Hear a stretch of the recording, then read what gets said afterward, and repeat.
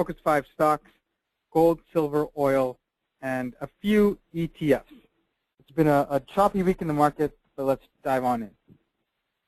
Here we have the 3-year weekly chart of the Toronto Stock Exchange. As you can see, on the far right-hand side, it's been a bit of a downtrend, but on the positive side, we see that the index closing higher than it opened, much significantly higher. And that's reflected on the indicators, the MACD and the MACD histogram. You can see that even though the histogram is positive, there hasn't been a MACD crossover yet. It touched about a month back, but continues to grow. The histogram is increasing on the negative side. That is not what we want to see. But the momentum is showing that things are starting to turn around. You can see we have an RSI crossover here, definitely, or a stochastic crossover, which is definitely a positive news. RSI has turned up with a lot of room to grow higher. Hopefully, this is the last we've seen of this downtrend. As you can see, it broke through 12,000 for the week, for the last 2 weeks actually, and closed much higher though. It's a positive sign, and hopefully that translates into higher gains for next week. The issue with the decline has been due to the Fed saying they're going to wind down or taper their bond buying program, which is to be expected, but there are quite a few requirements that need to be breached before that even occurs. So I think it was a lot of fear just entering the market and having a massive sell-off. Even though it broke through 12,000, it popped right back up and heading towards 12.5. Here is the 6-month daily chart, and as you can see, it reached all the way down to 11.8 on Monday, but then steadily increased all the way up until 12.2. So that's a 400-point swing over the entire week.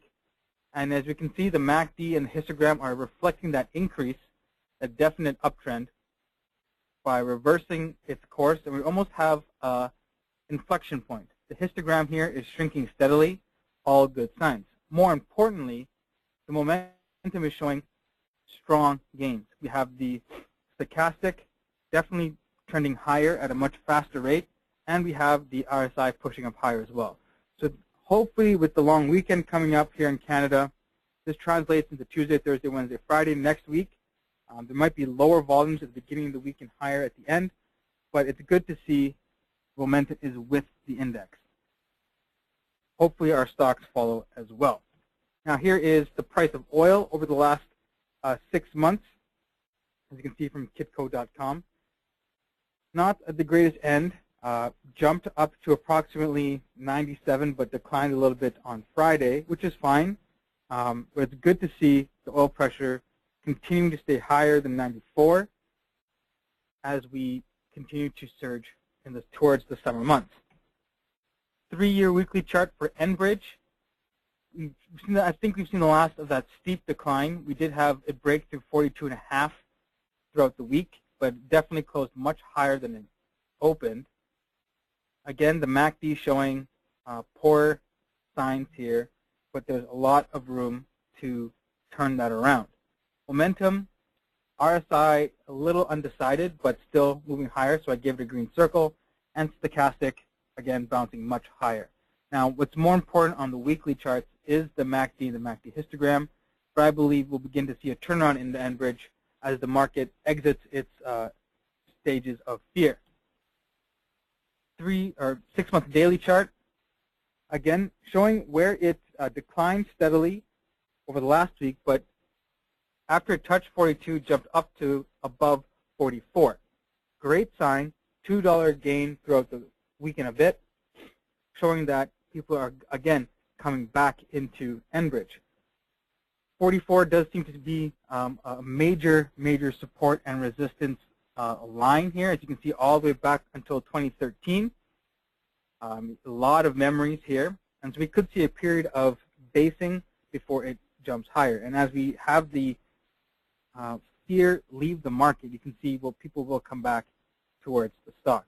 Now, on the MACD histogram, positive crossover, always a good sign. Histogram bars are increasing. Good.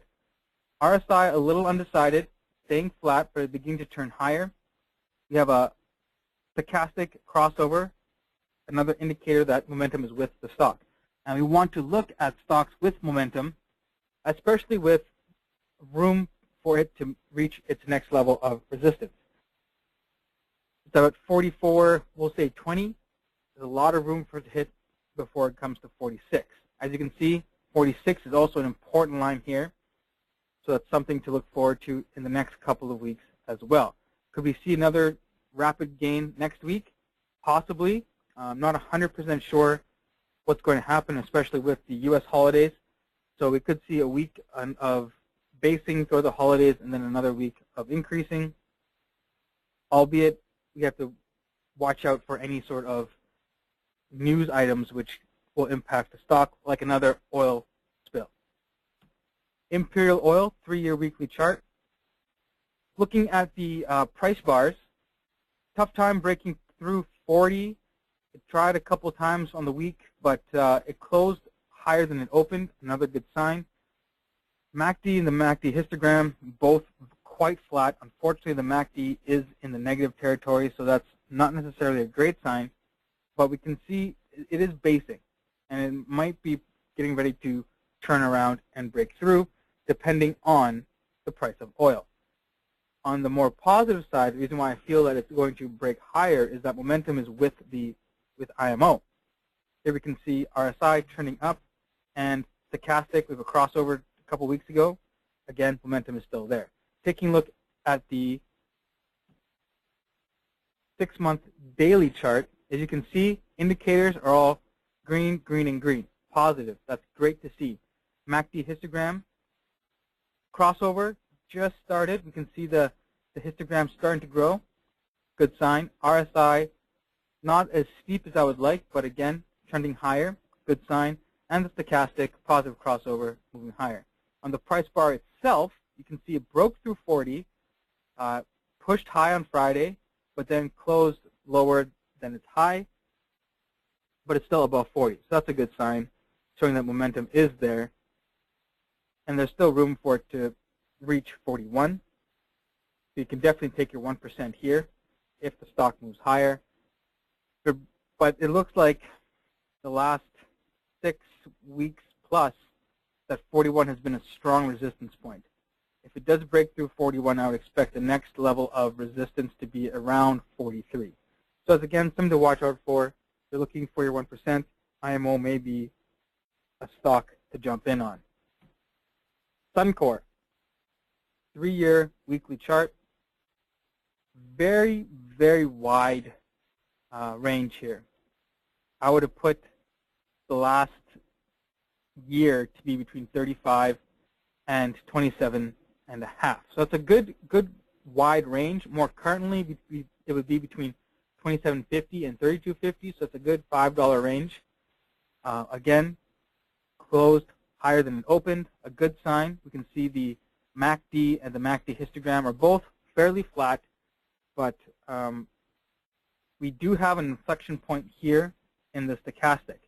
Could indicate the momentum is coming through with the stock, and we could see it again try and breach that $32.50 mark. So it's something to watch out for. We do see potential for an increase, and we can kind of see the RSI is basing, but slightly turning higher. Here we have the 6-month daily chart for Suncor. On the week, a fairly good uptrend from 30 to 31. You can see the MACD and the MACD histogram both converging. Looks like there might be a MACD crossover in the near future if it can continue and push on towards 32. RSI and stochastic are both showing green, so momentum is with the stock, indicating that movement towards the upside is there. Now, in terms of 1%, we're sitting at around the support level for the close, and so there's a whole dollar range there between the support and resistance at 31 to 32. Definitely can make 1% in that. So from here to here, if you can't make 1%, you aren't doing your homework. Royal Bank of Canada, 3-year weekly. I would say it's had a strong upsurge over the last, since pretty much a year. It reached 65, came back down to 60, almost closed 65 5 weeks ago, then surged down towards 60 again. Very important, closed higher than it opened. MACD, even though it hasn't crossed over, is beginning to turn around. As you can notice with the histogram bars, kind of a peak here and starting to shrink. Hopefully that continues as the stock pushes towards 65 once again. Momentum definitely with the stock again. RSI and stochastic showing a sharp increase, showing the strong momentum. 6-month daily, you can see it started out the day opening below 59, or for the week opening below 59, closing above 61. So that's $2 there in the week, 1, 2, 3, 4, 5 days. Again, MACD crossover, strong buy signal. RSI is flat, but still trending higher, so I give it a green circle. But we do have an inflection point with the stochastic. Now, the reason why the stochastic is probably going to touch and maybe cross it down is that it did try and get to 62 on Friday, didn't quite get there, so there's a bit of a sell-off. I would maintain that this is another stock to be careful with, but it could probably open closer towards 61, but again, reach through 62. To break through 62, 63 is definitely an easy point there, and the next level is 64. But a great run-up for the week, $2. Definitely a stock to watch for. Even if it comes back down to 59, you can see that 59 has been the lowest point it's been through for the last 6 months. We saw the lowest low. So a big swing here in Royal Bank, something to watch out for the coming weeks. TD, 3-year weekly chart, very range bound between 86 and 80. From a year ago, it was at 78. Now it's sitting at 84. So that's a $6 increase over the last 12 months, with a lot of opportunities in between. Looking at the MACD and the MACD histogram, I gave it a blue. I was being a little conservative here because it looked like there might be a MACD crossover. And if that MACD crossover occurs during next week, it is definitely a strong buy signal. Momentum is definitely with the stock. As you can see, it opened above 80 and closed above 84 for the week. So you can obviously know that the 6-month daily, there was a huge increase. Both the financial stocks seem to benefit greatly this week. As you can see, 1, 2, 3, 4, 5 days, opened under 81, closed above 84. So big increase here over the last week. MACD histogram, strong crossover, very good sign. Histogram bars increasing. RSI pushing higher, room to close at the 70 mark, even could possibly push through. Stochastic, again with that whole reaching a high, touching 85, but couldn't break through and coming back down for Friday. That's why there's this bit of movement down towards the stochastic closing. But again, strong signals here. Momentum is definitely with the stock. But hitting 85 is a big deal. It hadn't been above 85 since the middle of March, so it's been quite a while. I would expect it to pull back down maybe towards 83, given the volatility, and then push back up once again, as long as there's no external news to alter the market. Gold, tough. 25.5% decline over the last 6 months. It's fallen $421 per ounce, and so that's a very steep decline. This is the 6-month daily chart. Prices did pick up after hitting a low earlier in the week, and that's going to be reflected in the ETFs. Tough time to be in trying to trade gold stocks, but it could be a good time to get in for portfolio reasons as part of your inflation. The last couple of weeks, you've seen it continue to drop. Could it go lower than 12? I'm not 100% sure, but it's something to watch out for.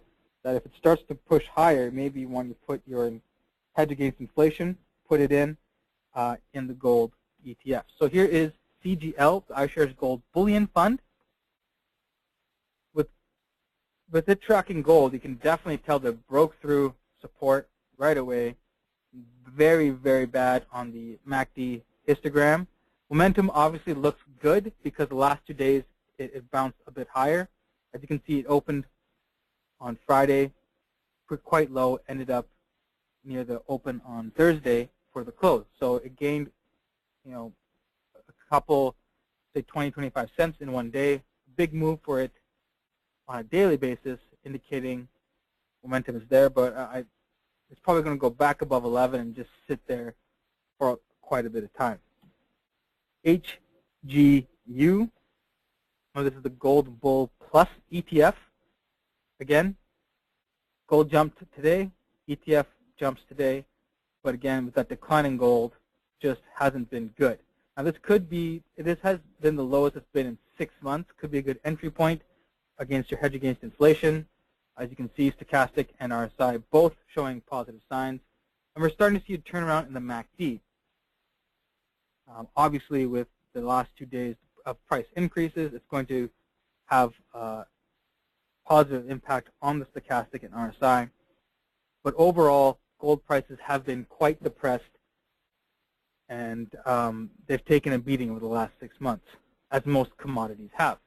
This is HGD, the Gold Bear Plus ETF, and as you would expect, over the last couple of weeks, as gold prices have fallen, ETF has jumped higher.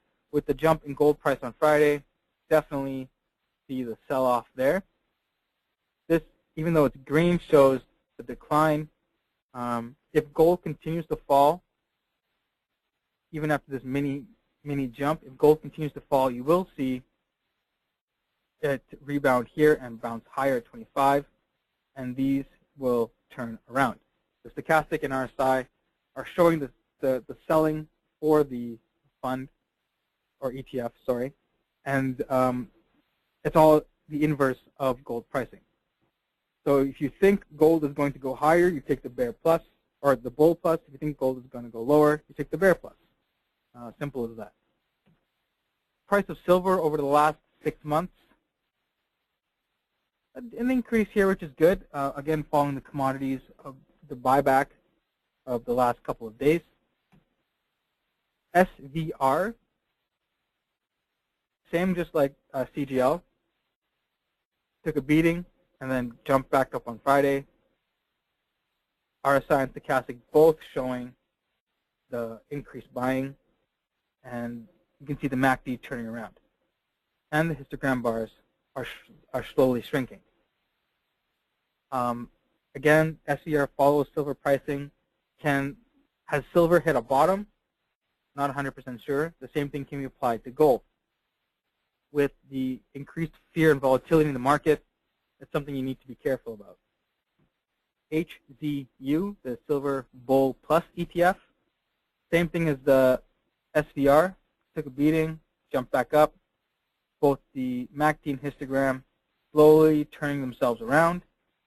Once this becomes a crossover, it will only occur if silver prices continue to strengthen, and definite strong show momentum for the stock. As you can see, it's a pretty wide bar compared to the rest of these other day bars. And then here we have HZD, so Silver Bear Plus ETF. As silver crashed or decreased, it definitely jumped higher, but with the prices increasing today, closed much lower through support as the price jumped quite a bit today. Again, MACD histogram, I gave it green because it's positive and it's above it's not really declining, but with the bar shrinking and it heading down, it is starting to decline. RSI and Stochastic are both showing declines due to the one-day drop in prices, but that's to be expected. With the bond tapering program, investors are going to shed bonds, U.S. bonds, and head into U.S. dollars. That will definitely be a boon for the U.S. dollar. And against the Canadian dollar, you will see the Canadian dollar fall further. Good for exporters, not so good for Canadian consumers, but that's an issue for another day. There's my contact information. Questions, concerns, anything you want to talk about, please let me know. I will be glad to have a constructive conversation with you. Check us out at www.traintoinvest.com. And for those of you in Canada, happy Canada Day. Enjoy your long weekend. Get out there in the sunshine. Hopefully it is sunny where you are. And that's it for us this week. Talk to you later. The organizer